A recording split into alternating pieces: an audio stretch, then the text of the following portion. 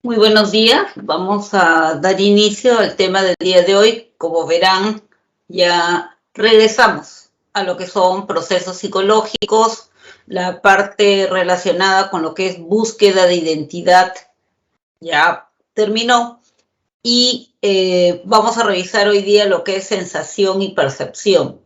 Muchas veces es probable de que hayamos escuchado indistintamente estos términos, ¿no? Como que da lo mismo decir que siento o que pienso, ¿no? O que percibo, perdón, utilizando más todavía la palabra sensación, ¿no? Siento los pasos de no sé quién, siento frío, etc.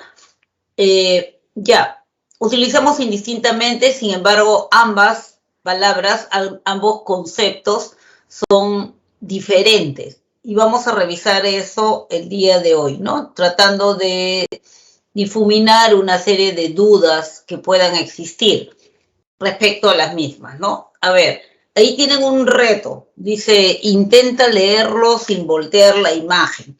¿Es posible leer cuando tenemos el texto invertido?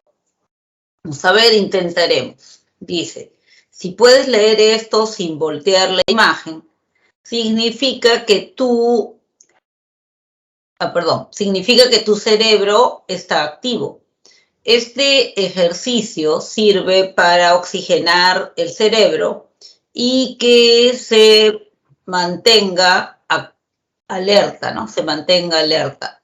Si pudiste hacer este ejercicio, te felicito, porque tu cerebro aún está joven. Bueno, comparte, etcétera, etcétera, etcétera, etcétera, ¿no? Es probable que actividades como estas, ustedes las han visto como algo de repente curioso, gracioso, parte de la diversión, el esparcimiento. Sin embargo, no nos hemos detenido a pensar qué es realmente lo que pasó y por qué es que podemos hacerlo, ¿no? Gracias a qué. ¿Cuál es el proceso fisiológico de base en todo eso? Estamos hablando ahí de sensación, tengo buena vista, tiene buena vista, por eso lo puede leer, o qué es lo que está pasando, o es muy inteligente, por eso lo puede leer, ¿no? ¿Qué es realmente lo que está pasando y lo que permite que uno pueda hacer algo así? Y estoy segura que todos lo pudieron hacer, ¿no? Inclusive nos enseñaron que de izquierda a derecha y de manera horizontal se escribe. Sin embargo, muchas veces encontramos escrituras que están en vertical, o sea, están ladeadas en 90 grados o a veces en más. Y sin embargo, igual lo podemos leer. Muchas veces leemos textos que le falta a las palabras les falta una letra y ni nos damos cuenta de ello, ¿no? O textos que están borrosos y sin embargo los entendemos. ¿Qué pasa ahí? Vamos a revisar entonces qué cosa es sensación, qué cosa es percepción, cuáles son los factores biológicos y los psicológicos que existen allí y qué alteraciones se pueden producir en la percepción, que tienen que ver los sentidos, por ejemplo, o lo que nos han enseñado, ¿no? En el colegio como órganos de los sentidos, ojo, nariz, la boca, la oreja, la mano como representante de los órganos de los sentidos y qué relación tienen con el cerebro. Bien, el proceso en general, en realidad, debería llamarse senso-percepción. ¿Por qué razón? Porque la sensación y la percepción son procesos que van unidos. O sea, sensación y percepción son parte de un solo proceso. Están unidos, ¿ya? Y bueno, por lo tanto, es un continuo. Indudablemente están formadas por dos procesos o dos actividades diferenciadas. Una es la sensación y la otra es la percepción. Empezamos con sensación. ¿Cuándo empieza la sensación? Cuando el órgano receptor captura un estímulo.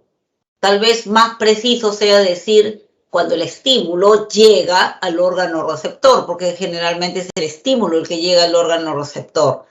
Entonces, acá tenemos un primer término importante de de guardar, de memorizar, el órgano receptor. Al órgano receptor llega un estímulo. Todos los estímulos que llegan a nuestros órganos receptores son sentidos. No necesariamente, necesitan tener un mínimo de intensidad necesaria. O sea, necesitan un mínimo de intensidad para poder ser sentidos, ¿ya? ¿Qué significa eso? ¿Cuánto es ese mínimo de intensidad? En realidad no hay una cantidad exacta ni uniforme. Tenemos diferentes modalidades sensoriales o sentidos y cada una tiene su propio requerimiento. Por ejemplo, de estímulo luminoso para impresionar la retina de nuestro ojo hay una cantidad. De onda sonora para impresionar nuestro oído interno o impactar nuestro oído interno hay otra cantidad. Entonces el umbral absoluto está relacionado directamente con lo que es el órgano receptor, pero necesitan en todos los sentidos tener un mínimo de intensidad. A eso se le llama umbral absoluto. Entonces el umbral absoluto vendría a ser la medida mínima necesaria para poder ser atravesado, para poder ser capturado, captado, solamente capturado. Una vez que el estímulo es capturado por el órgano receptor, o sea, recepcionado, no puede inmediatamente pasar al procesamiento neuronal. No puede inmediatamente pasar de una neurona a otra, otra. No puede hacerlo. ¿Y por qué no puede hacerlo? No puede hacerlo porque por las neuronas no discurre ondas luminosas, ondas sonoras, presión, intensidad de presión, nada de eso. Entonces lo que tiene que hacer el órgano receptor es transformar ese estímulo, convertirlo de señal cualquiera, luminosa, sonora, etcétera, mecánica, etcétera, convertirla a señal nerviosa, ¿ya? Convertirla a señal nerviosa. A ese proceso a través del cual transforma un estímulo cualquiera en señal nerviosa se le conoce con el nombre de transducción. Es una transducción. Esta palabrita que puede parecer nueva en este momento para ustedes, es una palabrita que sí es importante, ¿no? Es importante y utilicen un recurso mnémico para no olvidarlo. Por ejemplo, si yo le quito aquí la letra N y la letra S, diría traducción, ¿no es cierto? Es algo parecido lo que sucede en la traducción. Cuando haces una traducción, cambias de un idioma a otro, ¿no es cierto? Lo conviertes. Cuando se produce una transducción, justamente lo que sucede es algo análogo. Se transforma de señal o de estímulo cualquiera en estímulo nervioso, de señal cualquiera en señal nerviosa, ¿ya? Entonces la transducción es el proceso a través del cual el estímulo que ya pasó el umbral absoluto es transformado en señal nerviosa. Y una señal nerviosa, como ustedes probablemente recuerdan, es una señal eléctrica que va a correr por las dendritas al cuerpo neuronal y de ahí va a salir por el axón, ¿no es cierto? Entonces, eso es una carga, una señal, un mensaje con una variante eléctrica. Entonces, se produjo la transducción y el estímulo que había sido capturado y transformado ahora puede discurrir de una neurona a otra, hasta llegar a la zona o lugar donde va a ser procesada, su centro de procesamiento. En el caso de que sea algo visual, como en el ejemplo, su centro de procesamiento estará en el lóbulo occipital, ¿no? Porque es el centro de la visión. Ahí va a ser procesado. Entonces, como primera medida, se registra el estímulo. Se registra, se anota, se toma nota. Ahí está. Allí acaba la sensación. Entonces, la sensación vendría a ser un proceso casi eminentemente fisiológico, ¿ya? A través del cual se captura, se transforma y se transmite, se conduce el estímulo hasta el órgano o la zona hasta el órgano y la zona de procesamiento. A eso llamamos sensación. Ahí acabó la sensación. Hay otro proceso más que se produce en la sensación o que está relacionado con la sensación, que es el proceso a través del cual, cuando un estímulo es demasiado frecuente o permanente, ¿no? Dura mucho tiempo o todos los días pasa lo mismo, el órgano receptor llega un momento en que ya no reacciona, ya se acostumbra al estímulo. Entonces decimos que se produjo un proceso de adaptación sensorial, ¿ya? A eso le llamamos adaptación sensorial. El ejemplo que tienen allí con el ojito y la pupila es el ejemplo de la oscuridad, que probablemente sea un ejemplo clásico, ¿no? En el día, ¿no? En el día, tú tienes, tu pupila tiene un tamaño determinado, que vendría a ser más o menos esta que está aquí, pues. El tamaño de la pupila del ojo en la claridad. Pero, sin embargo, supongamos que quedaste en ir al cine. Llegas al cine, donde hay una sala, y ya empezó la película. O empezó. Entonces, abres la puerta para ingresar y todo está negro, no ves nada. Tu pupila del ojo no puede capturar la cantidad de luz necesaria para procesar y permitirte diferenciar. Entonces, no ves nada, pues, no ves nada. Oye, ya estoy acá, no veo nada, no te veo. Estoy levantando las manos, no veo nada, nada. Pero transcurren unos segundos, ¿no? Varios segundos, y entonces tú ya puedes empezar a ver. Ya, ahora sí ya te veo. Uy, tranquilo, siéntate, ¿qué estás haciendo ahí? Papelones, siéntate, deja de saltar. Que no me veías, ya, siéntate, ya te vi. ¿Por qué? Porque la pupila del ojo, o sea, tu órgano receptor, se adaptó a la cantidad de luz que había. Al comienzo no estaba acostumbrado a eso, pero como siguió esa poca luz, tu ojo, ¿no? En este caso la pupila, se fue adaptando a esa cantidad de luz para permitirte la visión, en este caso, ¿no? Entonces en la oscuridad las pupilas obviamente están dilatadas, pues se dilatan. A ese proceso se le llama adaptación sensorial. ¿Qué es lo que sucede también? Por ejemplo, estás ayudando a un amigo que está vendiendo en un evento, está vendiendo gaseosas heladas. Te ayudo, ya bacán. Entonces pásame las gaseosas que te voy pidiendo. Y tiene un barril donde tiene hielo y ahí tiene las gaseosas. Pásame una coca, ya. Meto la mano y ay, chispas, está recontra, súper helada, ¿no? Se la traigo. Pero después de unos minutos, de repente, ya no lo sientes tan helado. Ya te acostumbraste. O te vas a vivir a la parte más alta de Puno o a Cerro de Pasco y estás congelándote. Pero después de unos días, ya como que tu organismo, tu receptor sensorial, en este caso la piel, se adaptó, ya no sientes tanto frío, ¿no? Entonces, eso sucede en todos los órganos sensoriales, se produce un proceso de adaptación sensorial, entonces el órgano receptor ya no reacciona como estímulo nuevo porque ya se acostumbró entre comillas, a tenerlo. Bien, pero ¿qué pasa? Se quedó ahí registrado el estímulo que habíamos capturado y entonces, ¿cómo es que yo me di cuenta de qué era? Me di cuenta porque este estímulo que estaba aquí registrado, yo lo traté. Esto es, utilicé todos los procesos, todo lo que, la información, las expectativas, el conocimiento, mis vivencias anteriores, etcétera, todo eso que tenía acumulado en mi cerebro, ¿no? Que tenía guardado, lo utilicé para interpretar el estímulo, para darme cuenta de qué se trataba.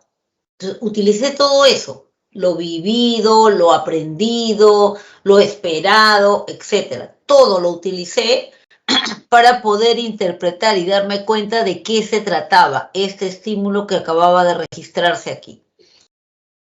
A ese proceso se le conoce con el nombre de reconocimiento de formas. O sea, yo reconozco una forma cuando yo le puedo poner una etiqueta, cuando puedo diferenciarlo, cuando puedo discriminarlo. Pero para eso utilizo todo lo que tengo guardado, todo lo que tengo aquí en mi cerebro, todo lo que tengo almacenado en mi memoria. Y a ese proceso se le llama reconocimiento de formas. Eso ya no es sensación. Eso es parte del proceso denominado percepción. Eso es parte de la percepción. Entonces, la percepción empieza con el reconocimiento de formas y la interpretación. De ahí se van a movilizar también lo que son emociones. Si hay emociones que están ligadas a ese estímulo que estoy reconociendo, entonces esas emociones se van a movilizar, se van a actualizar, se van a presentar en ese momento. Entonces yo digo, ah, es un cartel con números. Cuando yo dije, es un cartel con números, ya interpreté el estímulo, lo estoy percibiendo. Entonces la percepción viene a ser el proceso a través del cual nosotros interpretamos los estímulos captados, los estímulos capturados. Le damos un nombre, le pongo una etiqueta, ¿no? Eso se llama percepción. Y cuando hablamos de reconocimiento de formas, no solamente nos estamos refiriendo a lo que es, por ejemplo, la forma de un objeto, ¿no? Es una taza, es una botella, es un cuaderno, no.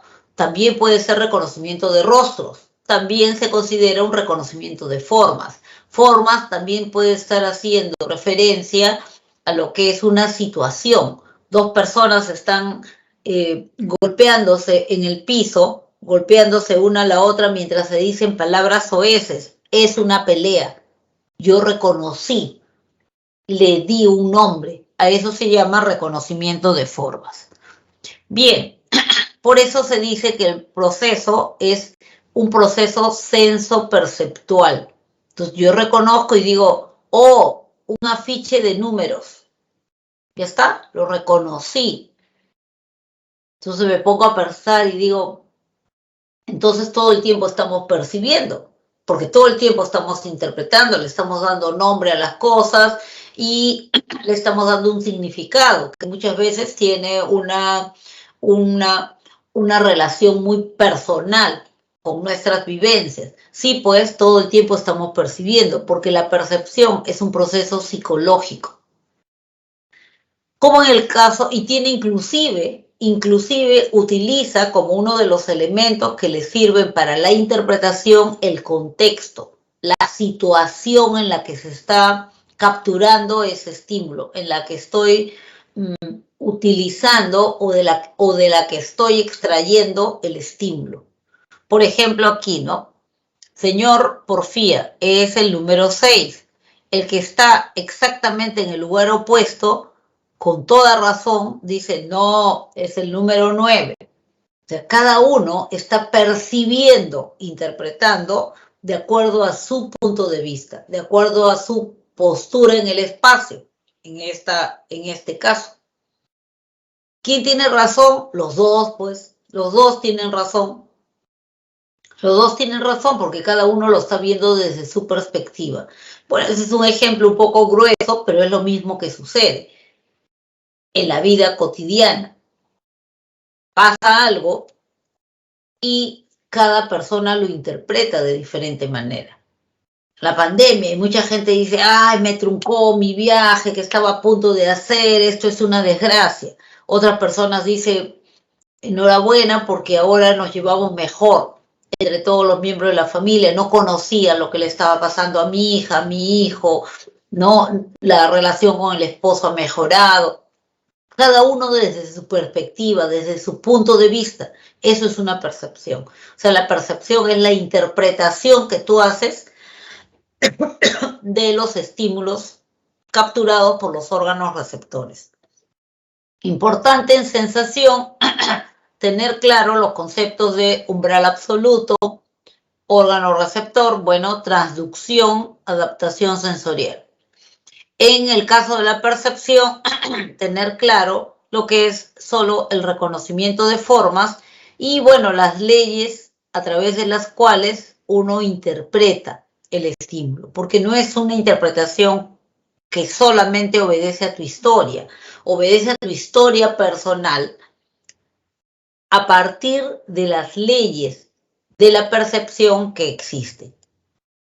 Bien, eso que hemos llamado sentidos hasta ahora, los órganos de los sentidos, los órganos, los 5 sentidos, ¿no?, que hemos aprendido, ahora le vamos a llamar modalidades sensoriales, que es el nombre más preciso, porque se tratan de modos de sentir, ¿ya? Diferentes modos de sentir. Y nos enseñaron 5 sentidos y hasta con canción.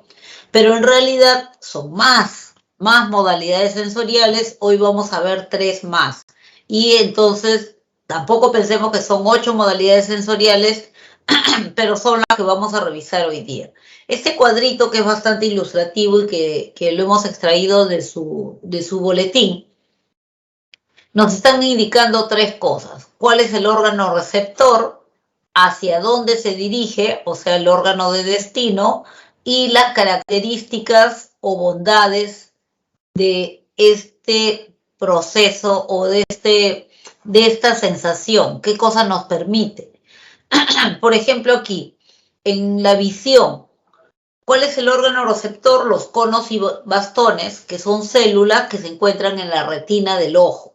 El órgano sensorial, en el caso de la visión, es la retina del ojo. Ahí hay diferentes tipos de células, entre las cuales sobresalen los conos y los bastones. ¿Para qué sirven? ¿Y por qué las nombran? Porque son las que nos van a permitir diferenciar colores y, digamos que, blanco-negro, claro-oscuro. ¿Cómo me acuerdo cuáles para cuáles? Acá puedo utilizar un recurso. Yo creo que los recursos mnemotécnicos siempre son válidos. Por ejemplo, conos, la sílaba inicial es co.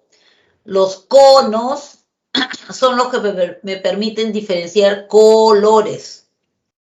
¿Ya? Entonces, si me preguntan cuáles son las células que me permiten diferenciar colores en el momento de la visión, ya, conos. Los conos, los bastones, el órgano de Corti, etcétera, te ponen un montón de alternativas. Entonces tú dices conos, colores. Ya. Conos, los conos, ya, no hay pierde.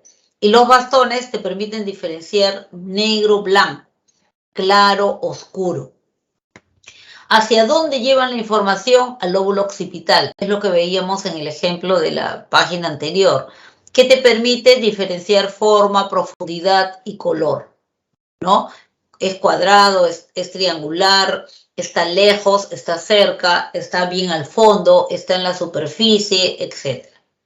Para la audición tenemos el órgano receptor, es el órgano de Corti, que se encuentra en el oído interno, exactamente en la cóclea, y que va a llevar la información hacia el lóbulo temporal y te va a permitir desarrollar, o en todo caso diferenciar, sonidos, notas, ruidos, volumen. Sensibilidad cutánea o áptica es lo que hemos llamado hasta ahora el tacto.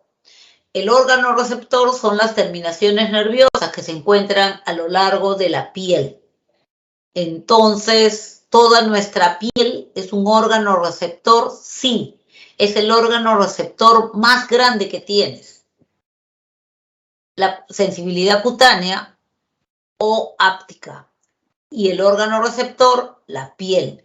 Indudablemente, hay sectores del cuerpo donde se concentran mayor cantidad de terminaciones nerviosas.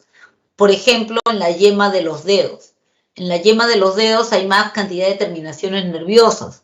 Por eso es que la yema de tus dedos son más sensibles, te permiten discriminar más cosas que el codo, por ejemplo. ¿Ya? ¿Hacia dónde lleva la información? Al lóbulo parietal.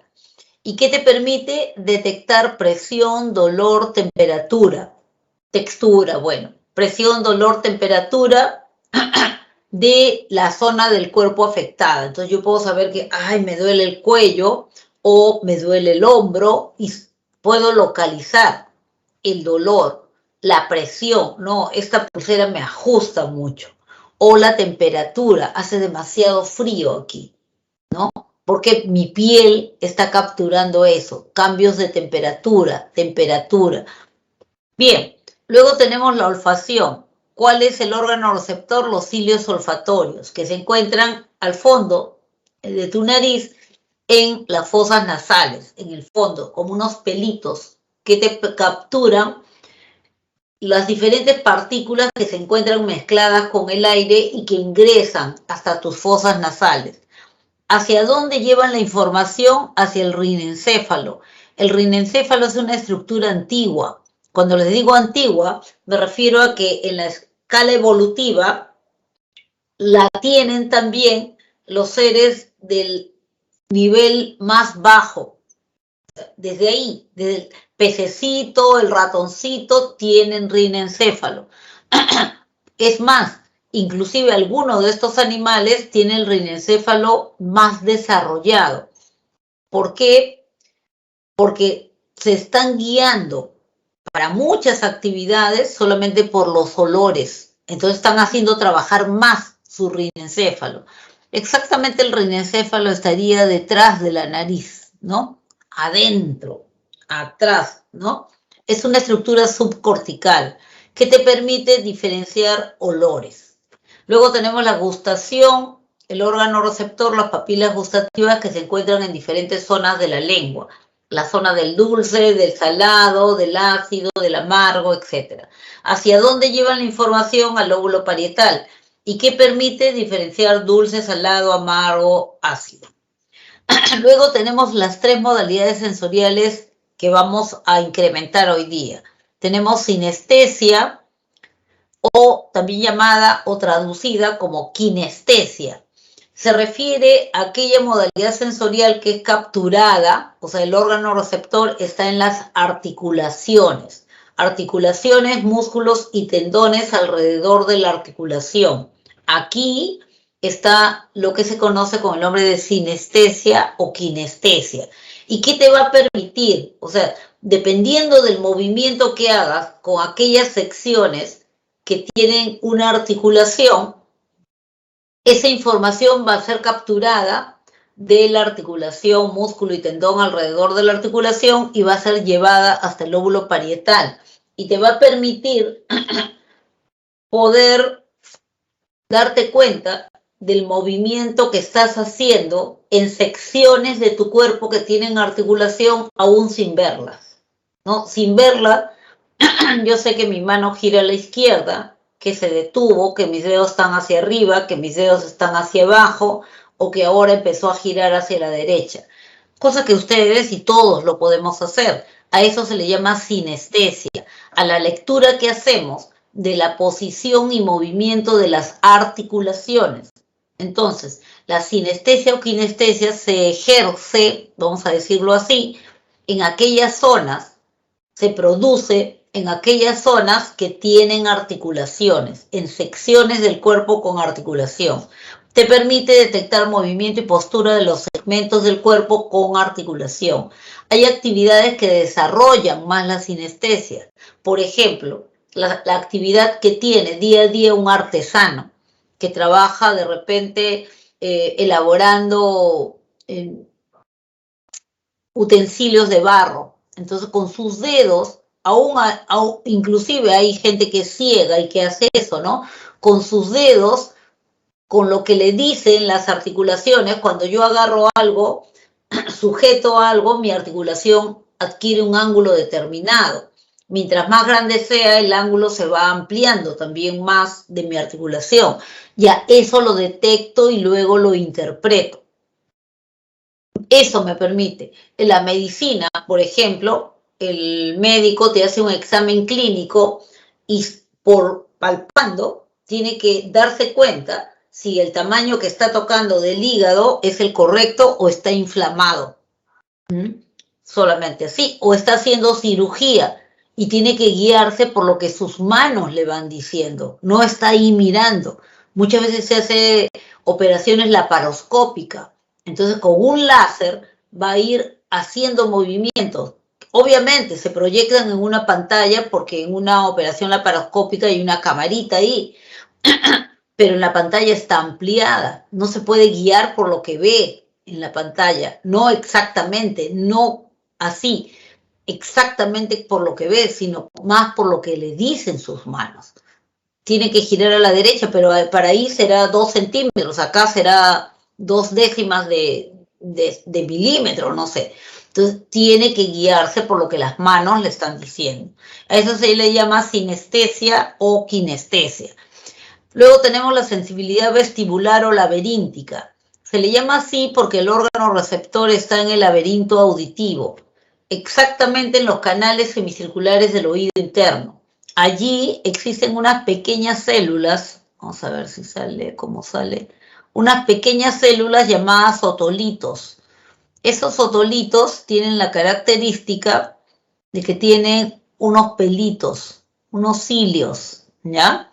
Estos cilios están dentro de un líquido. Este líquido se encuentra en los canales semicirculares del oído interno. De la postura de los cilios, el organismo luego interpreta eso como que estás en equilibrio, no estás en equilibrio, estás avanzando, no estás avanzando, estás rotando a la derecha, estás rotando a la izquierda. Si yo estoy quieta, mis cilios están quietos, pero si empiezo a caminar, mis cilios se van a empezar a mover. Y si empiezo a correr, mis cilios se van a mover más rápido. Y eso va a ser traducido como que estoy avanzando rápido. Si giro a la derecha, mis cilios van a girar a la derecha. Si de pronto empiezo a girar a la izquierda, girarán hacia la izquierda. Si me detengo bruscamente, entonces por inercia mis cilios se van a seguir moviendo. Y mi sensación va a ser, espérate, estoy mareada todavía. Estoy mareada. Ya, ahora sí. Significa, ahora mis cilios ya se quedaron quietos. Entonces, esta modalidad vestibular o laberíntica lo que hace es capturar esta sensación de este movimiento y llevarlo hasta el tronco encefálico, exactamente a los núcleos vestibulares del tronco encefálico, permitiéndote mantener equilibrio, sea sentada, sea parada, sea caminando, pero te mantienes en equilibrio porque tú siempre vas buscando, ¿no?, aquella postura que te permita mantener tus cilios quietos y eso te da la sensación de equilibrio. Por ejemplo, este sujeto que está aquí haciendo, valga la redundancia, equilibrio sobre una rueda, ¿no?, está buscando eso, esa sensación, que no sabe cómo definirla, pero la está buscando. Cuando sienta eso, ya habrá encontrado la postura adecuada, ¿no? Y puede permanecer allí. Entonces te permite mantener el equilibrio, la rotación, enterarte de la rotación y aceleración de tu cuerpo en general en el espacio. Entonces la sensibilidad vestibular o laberíntica es la que te va a permitir mantenerte en equilibrio. Y es la que te va a informar de los movimientos generales de todo tu cuerpo. En cambio, la sinestesia te informa del movimiento de las secciones de tu cuerpo que tienen articulación. Aquí no, aquí es todo tu cuerpo. Me doy cuenta si estoy echada, así sea ciega, así tenga los ojos vendados. Me doy cuenta que estoy caminando también, gracias a que la sensibilidad vestibular o laberíntica. Finalmente, tenemos aquí sinestesia o sensibilidad orgánica. Este es un poco el equivalente a la sensibilidad cutánea o áptica, ¿ya?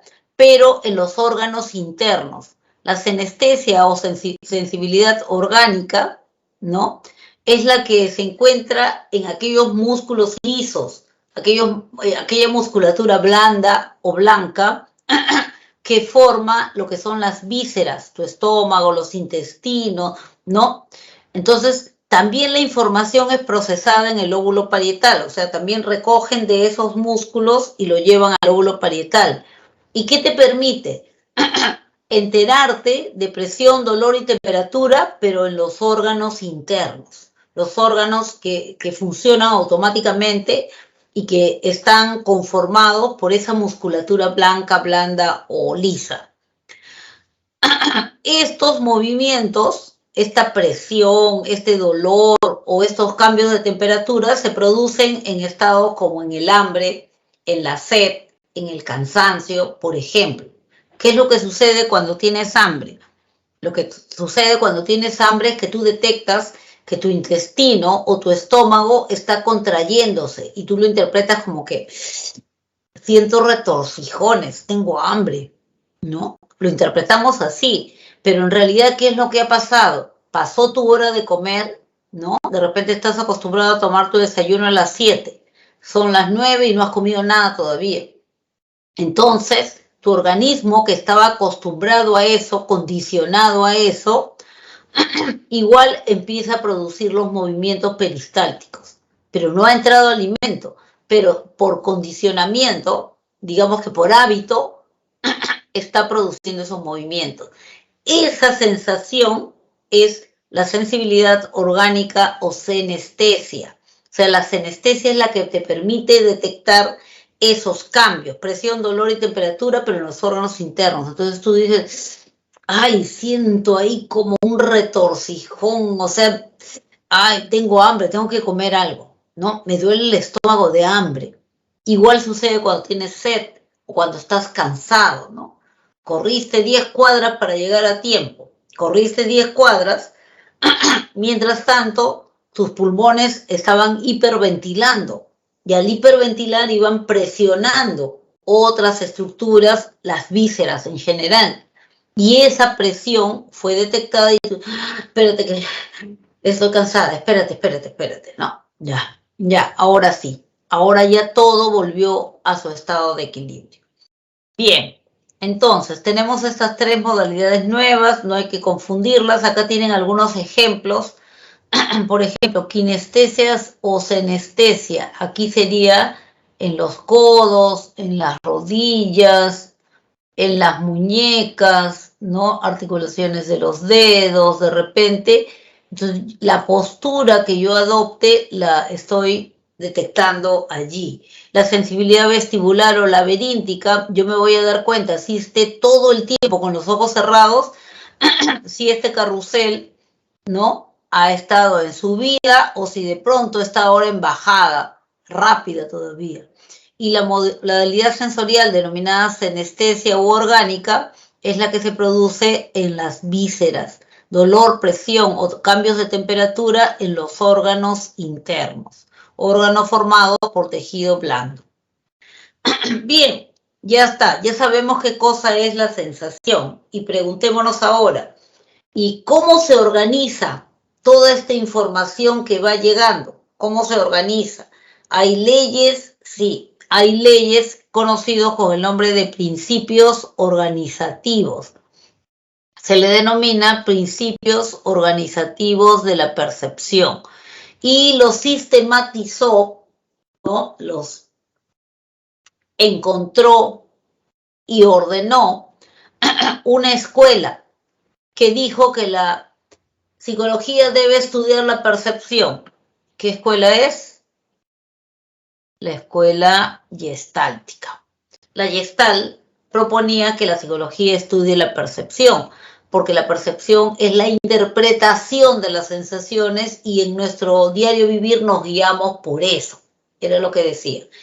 Bien, gracias a la Gestalt entonces hay una serie de leyes o principios que nos permiten explicar cómo se organizan los estímulos para dar lugar a una percepción. Es la que nos permite explicar, por ejemplo, también por qué es que estamos leyendo acá Gestalt a pesar de que las letras no están completas. La percepción, entonces, en la percepción el sujeto aporta en la organización de los datos, entrega algo de lo que él tiene, algo de lo que él sabe. Entonces, no es solo que se guía por los estímulos, el sujeto, nosotros no nos guiamos solo por los estímulos, sino que aportamos lo que tenemos como conocimiento, vivencias, historias, etc. La percepción del conjunto, entonces, excede la suma de las partes. A eso se refiere, ¿no? A que es más que eso porque también le ponemos lo que nosotros sabemos, lo que hemos vivido, lo que conocemos, las experiencias que tenemos con ese tipo de estímulos. Básicamente vamos a revisar 3 leyes el día de hoy. figura fondo es la primera. ¿Qué dice la ley de la figura fondo? A ver, la ley de la figura fondo lo que dice es, en toda percepción, los estímulos se organizan en dos. Figura, que es lo que resalta, y fondo, que es el resto de la misma modalidad sensorial. Lo que resalta es la figura. ¿Por qué puede resaltar? Porque me interesa. Entonces, ese resalte, la figura puede estar producida por el interés del sujeto o puede estar producida también por la expectativa que tiene sobre algo. Puede estar producida también, la figura puede definirse porque el estímulo mismo es resaltante, ¿no? Si entra alguien, por ejemplo, a esta habitación y está vestido de amarillo fosforescente, así no quiera, mi vista va a girar hacia ahí. A veces es el estímulo el que destaca y te llama la atención. Todo lo que te llama la atención forma la figura, ¿ya? Y hay diferentes razones por las cuales algo te puede llamar la atención. El resto de la misma modalidad sensorial forman el fondo. Esto, figura y fondo, a veces son cambiantes, van cambiando, no es algo permanente. Si ustedes me están escuchando, mi voz será la figura. Y todo el resto de sonidos o ruidos que puedan haber son parte del fondo. Si me están viendo, mi imagen será la figura y todo el resto es el fondo.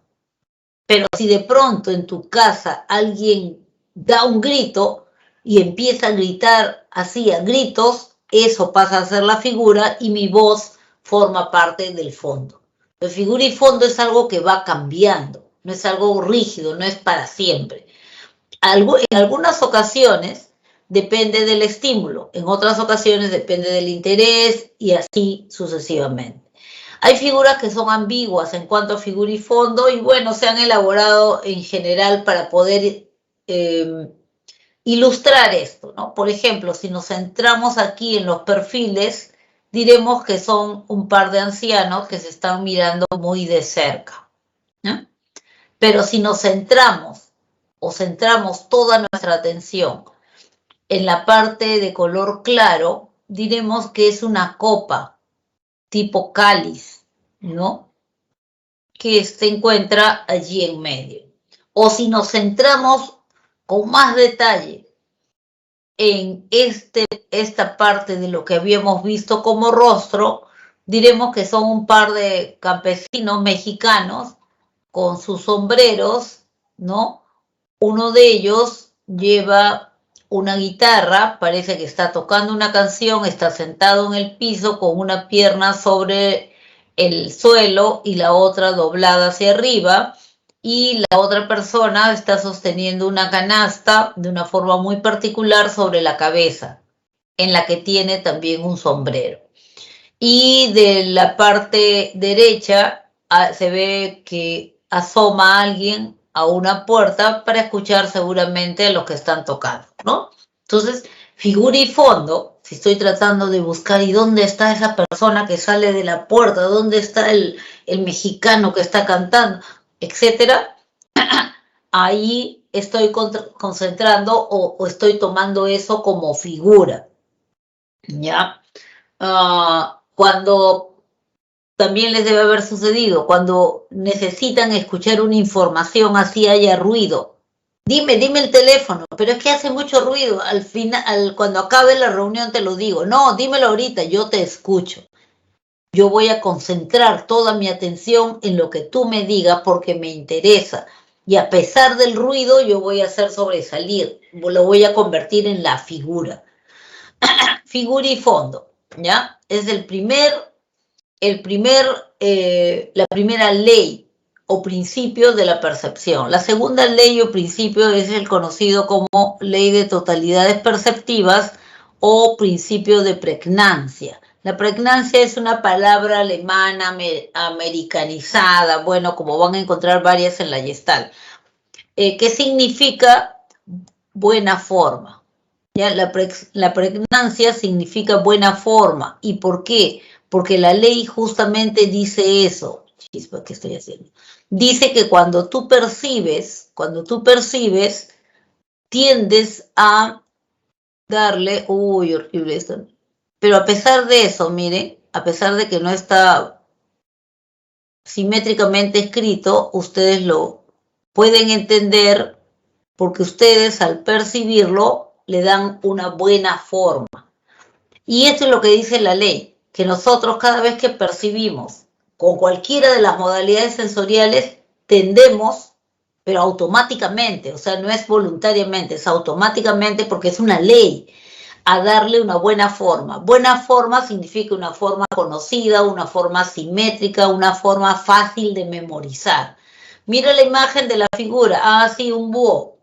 ¿Búho? No. Sí, es un búho. No, son 2 tazas de café y algunos granos que cayeron hacia afuera. Ay, chispa, pero mira, tiene la figurita del búho, parece un búho.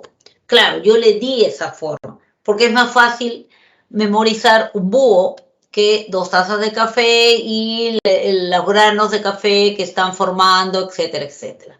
O buena forma, es el principio de la buena forma, es lo que se aplica también automáticamente cuando tú tratas de descifrar una receta, ¿no? Los médicos parece que tuvieran un curso como de formar la letra, porque se suelen escribir de manera muy ilegible y poco común. Sin embargo, los farmacéuticos te lo descifran, ¿no? ¿Por qué? Porque ya tienen ese conocimiento acá guardado que lo aplican y lo suman a ¿para qué le enviaron esto? Ya, entonces eso le da el contexto y yo aplico según eso el conocimiento que tengo y según los rasgos que voy viendo allí en el papel y digo, ah, ya es para dolor, es tramadal lo que tiene que tomar, ya está. Entonces yo le doy la pastilla indicada. ¿Se dan cuenta? ¿Por qué? Gracias a este principio denominado pregnancia, totalidades perceptivas o ley de la buena forma. Muchas veces para poder hacer esto, nuestra percepción se apoya en la tercera ley, que es la llamada ley de la agrupación de estímulos. La ley de la agrupación de estímulos es aquella que te dice que al percibir vamos agrupando un conjunto de estímulos. O sea, no percibimos elemento por elemento, letra por letra, no, leemos palabras, ¿no? Y es por eso que algunas veces no nos damos cuenta que falta una letra, ¿no? Sino percibimos el todo. Bien, ¿con qué criterios nuestra percepción va agrupando estímulos? Hay muchos criterios, pero vamos a revisar estos 4. El primer criterio es el de cierre o completamiento. A veces dicen es la ley del cierre o completamiento. ¿Qué dice este principio o criterio de agrupación de estímulos? Dice que si todos los elementos que están allí necesitan de uno o algunos otros elementos para completar una sola figura, entonces yo lo completo. Automáticamente lo completo, ¿ya?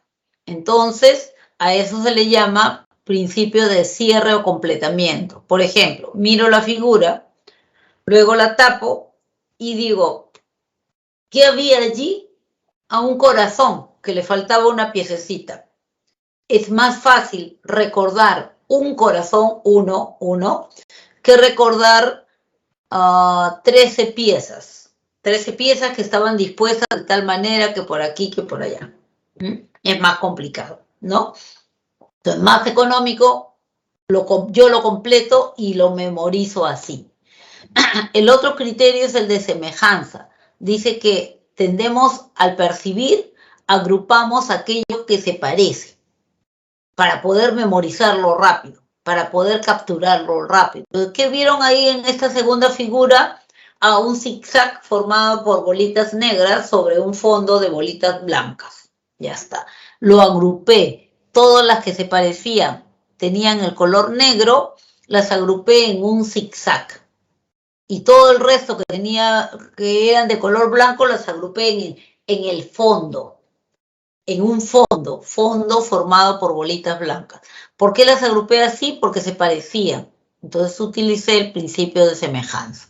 Otro principio es el de proximidad, cercanía, ¿no? Entonces, vemos, luego me dicen, ¿qué había? Una florcita amarillita formada por bolitas y unos pétalos por ahí. Ya está. Entonces, agrupé todas estas que estaban más cercanas, más próximas, en una flor.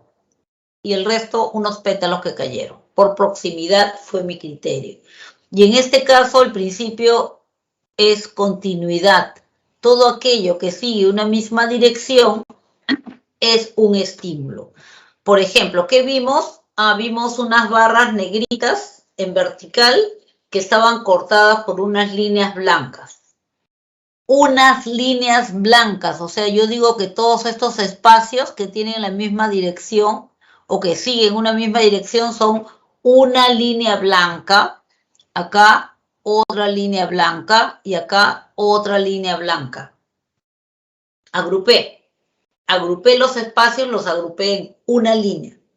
Ese es el principio de continuidad. Estos principios más que nada son de análisis, ¿no?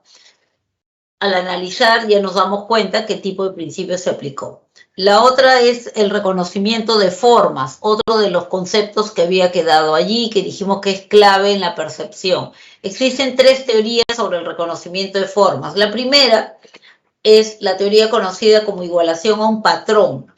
¿Qué dice esta teoría? Dice que nosotros podemos reconocer una forma porque lo que tenemos almacenado en nuestra memoria es un montón de ejemplos con nombres, ¿no? Entonces, cuando nos enfrentamos a una situación o a un objeto, lo que hacemos es tratar de cotejar. ¿Se parece a este? No. ¿Se parece a este? No. ¿Se parece a este? Sí. ¿Cómo se llama este? Se llama taza. Eso es una taza, entonces. Entonces, como hizo coincidencia, coincidió, ya le di su nombre. La igualé a un patrón que tenía yo guardado. La otra teoría dice, no, reconocemos formas porque nosotros tenemos almacenados ciertas formas básicas o piezas que se combinan para dar lugar a otras. Entonces yo ya sé que si se trata de un teléfono, tiene que estar formada por la pieza A, B y C. Entonces tiene A, B y C, ya entonces es un teléfono, porque tiene A, B y C. Bien. Y la tercera teoría es la teoría de análisis de características o rasgos. ¿Qué dice esta teoría? Que nosotros lo que hacemos es un listado de características mínimas necesarias que debe tener algo. Entonces, de acuerdo a ello, yo voy a cotejar. Entonces digo, por ejemplo, a ver, cejas pobladas, ya. Ojos rasgados, sí. Labios gruesos, sí. Camiseta argentina, ya. Es Maradona. Sí, es Maradona, ya está. Es lo que hacen los caricaturistas. Te agarran los rasgos principales, eso se conservan las características mínimas necesarias para hacer algo. Entonces puedo reconocer la forma, en este caso la caricatura, porque tiene las características mínimas necesarias para hacer algo. El resto lo deformo como quiera. ¿Ya? Entonces digo, más largo que ancho, sí. ¿Sirve para almacenar agua? Sí. ¿Tiene tapa? Sí. Ya es una botella. Entonces esa lista de características mínimas necesarias es la que tenemos guardada, dice la tercera teoría. Bien, ¿hay algunas alteraciones en este proceso llamado percepción? Sí, y se llaman ilusiones perceptivas.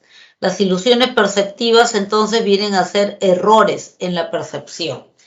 Pueden ser ópticas, si son o visuales, pueden ser auditivas, pueden ser ápticas, entre paréntesis táctiles, etcétera. Por ejemplo, la clásica, ¿no? ¿Cuál es más larga? ¿No? ¿Cuál de las líneas, la A o la B, es más larga? Entonces decimos, la de arriba es más corta. No, si lo mido, nos vamos a dar cuenta que son iguales, pero en la de arriba hay un contexto, hay unas líneas que nos hacen percibir, interpretar como si fuera más corta, porque el contexto la está estrechando. En cambio, en la de abajo, el contexto, que vendrían a ser las líneas diagonales que salen de los extremos, la amplía. y eso nos hace equivocar. O estamos sedientos y de pronto los rayos del sol que caen sobre la arena, ¿no? Provocando un reflejo, yo lo interpreto como, ay, es agua, hay agua, hay agua. Esas son ilusiones. Son ilusiones cuando malinterpretamos un estímulo. Cuando nos equivocamos al interpretar un estímulo es una ilusión. Diferente es el caso de la alucinación. Las alucinaciones siempre son patológicas, por enfermedad psiquiátrica o por alucinógeno. Se inyectó algo, tomó una pastilla que fue demasiado fuerte, se fumó algo, etc. Ves, escuchas o sientes algo que no existe, no hay un estímulo de base. En las ilusiones sí hay un estímulo de base que es malinterpretado. Los 3 primeros ejercicios son los 3 primeros de la práctica, y si les quedaron dudas, vayan al multichat, pregunten, por favor, usen todos los servicios de la PRE. Si tienen problemas para rendir al máximo todo su potencial, pueden pedir una cita a psicopedagógica. Sí, muchísimas gracias. Vamos terminando, por favor. Así es, y entonces nos despedimos. Gracias, chao, que les vaya bien, felicitaciones por eso.